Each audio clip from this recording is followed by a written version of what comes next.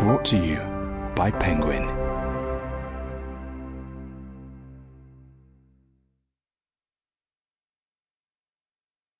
Dark Renaissance, the dangerous times and fatal genius of Shakespeare's greatest rival, Christopher Marlowe, by Stephen Greenblatt. Read by Edoardo Ballerini. Chapter 1. A World Apart. To a sophisticated Italian who travelled to England in the late 16th century, the island might not have appeared, as it had to the ancient Roman poet Virgil, wholly separated from all the world, but it would certainly have seemed bleak.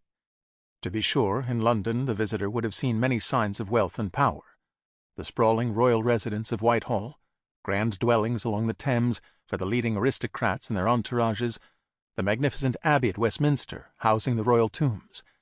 In the busy commercial centre paved streets, some of them graced with beautiful fountains, a brooding fortress said to have been built by Julius Caesar and used in the 16th century as a prison, a mint, an armoury, and the site of a royal menagerie.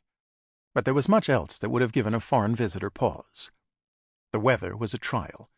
England, along with much of northern Europe, found itself in the midst of what is now termed the Little Ice Age, with bitter cold winters and fierce storms that destroyed crops and caused periodic famine. The roads were terrible, and after dark they were the haunts of robbers. In London the most popular entertainments were animal fights. Large crowds paid to see a horse with a monkey on its back attacked by fierce dogs. The poor beleaguered horse would gallop and kick, the monkey would scream, the audience would roar. When the exhausted horse collapsed and was killed, it would be time to bring out the bears and bulls, tie them to stakes, unleash the dogs, and repeat the fun.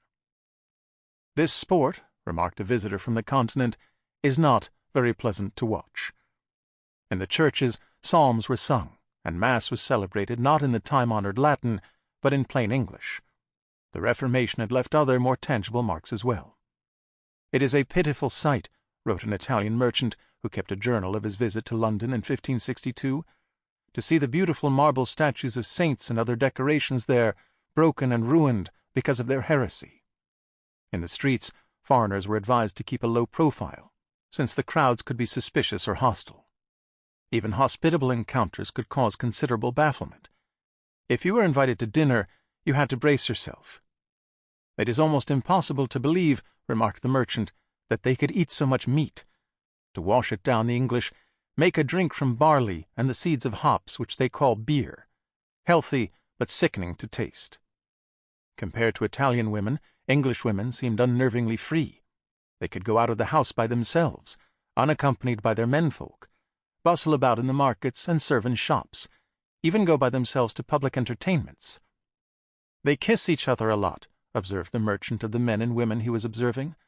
"If a stranger enters a house and does not first of all kiss the mistress on the lips, they think him badly brought up." And yet at the same time women deemed to be scolds could be literally muzzled by a horrible device called a brank, and anyone suspected of sexual immorality could be publicly whipped and shamed. It was disorienting. The mansions along the Strand and the handsome Royal Exchange in the city centre gave way almost at once to a vast warren of tenements and hovels.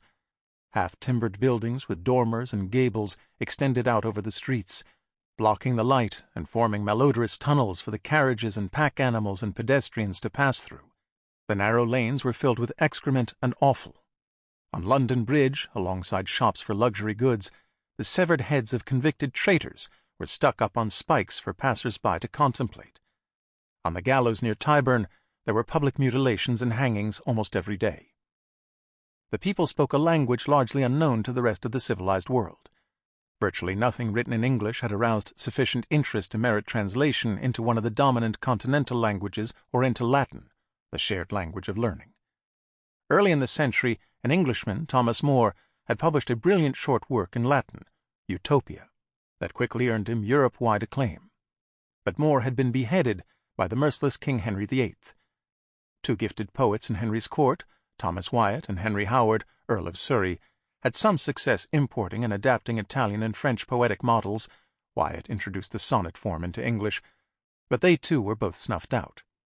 Accused of treason. Sample complete. Ready to continue?